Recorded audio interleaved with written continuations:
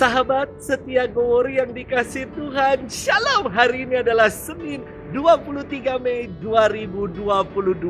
Mari kita bersama-sama merenungkan firman Tuhan yang diambil dari Injil Yohanes 15 ayat 26, dilanjutkan bab 16 ayat 4a. Mari kita siapkan hati kita. Haleluya, haleluya, haleluya. Roh kebenaran akan bersaksi tentang aku, sabda Tuhan. Tetapi kamu juga harus bersaksi. Haleluya, haleluya, haleluya. Tuhan bersamamu dan bersama rohmu. Inilah Injil suci menurut Yohanes, dimuliakanlah Tuhan. Dalam amanat perpisahannya, Yesus berkata kepada murid-muridnya, "Jikalau penghibur yang akan kuutus dari Bapa datang, yaitu roh kebenaran yang keluar dari Bapa, ia akan bersaksi tentang aku. Tetapi kamu juga harus bersaksi, karena kamu dari semula bersama-sama dengan aku. Semuanya ini kukatakan kepadamu, supaya kamu jangan kecewa dan menolak aku.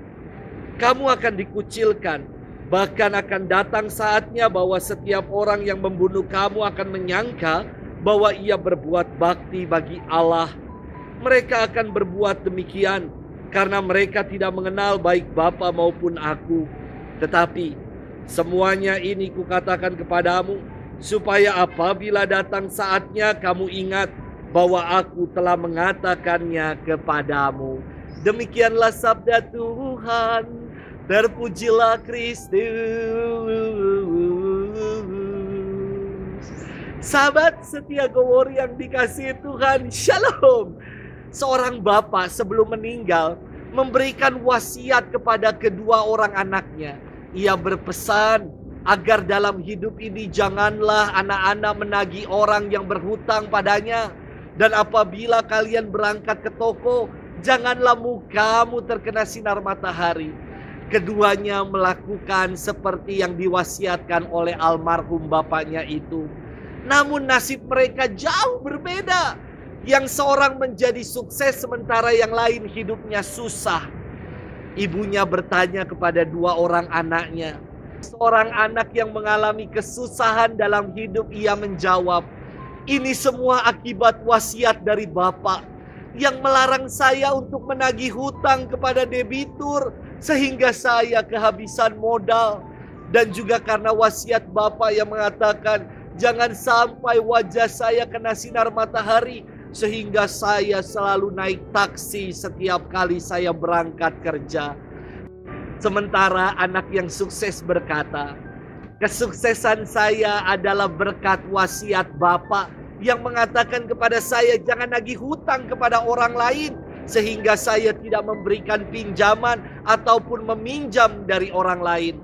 Bapak mengatakan agar muka saya jangan sampai kena sinar matahari, sehingga saya selalu berangkat kerja pagi-pagi benar dan pulang saat matahari sudah terbenam."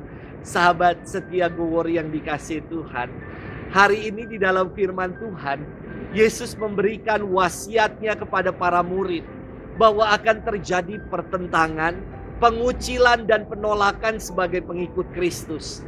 Namun janganlah membuat kita ciut dan berpaling sebagai pengikut Tuhan. Karena Yesus bersabda, "Semua ini kukatakan kepadamu supaya kamu jangan kecewa dan menolak aku." Apa yang membuat kita tidak kecewa dan tidak menolak Yesus ketika berhadapan dengan situasi-situasi yang menakutkan seperti itu? Karena ia tidak pernah ingkar janji. Karena Yesus selalu menyertai. Karena dialah segalanya bagi kita.